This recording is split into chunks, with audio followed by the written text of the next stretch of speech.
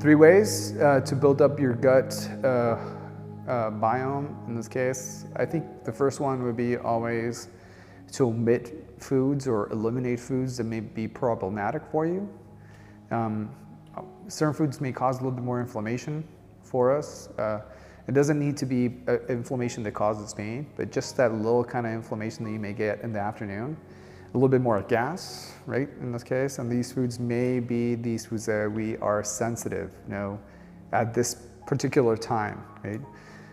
I could say the 4 major foods that tend to be more, sensitive is always wheat, not only because of gluten, because also the fiber that it contains. Dairy, because of the different type of proteins and sugar that it contains. Corn, the fiber specifically, right? In this case, it's virtually undigestible for us. And then soy, is typically the other food that may be a little bit more difficult because of the protein that it contains. So I would say eliminating those 4 foods would be the first one, right? If you do have all these GI symptoms from bloating to gas to abdominal pain to constipation, after that, adding what would be probiotics and fermented foods is a must, right?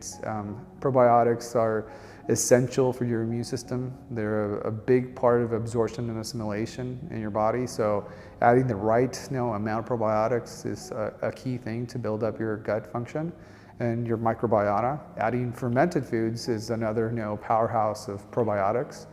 And it can range from fermented vegetables to fermented coconut water, for example, which is kefir, right?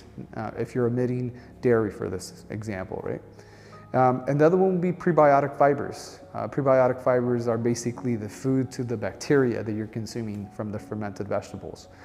You can find them in basically artichoke, you can find them in onions and garlic, you can find them in virtually any fiber like apple, right, in this case. You can find them in what would be also cactus, which is inulin. I know probably it's not very common for you guys, but inulin is always a very key component for that production of bacteria in your gut. So you can find them in almost all vegetables, right? So if you eat enough vegetables and fruits, you'll get enough what would be prebiotic fiber to feed that intestinal bacteria and help it grow primarily.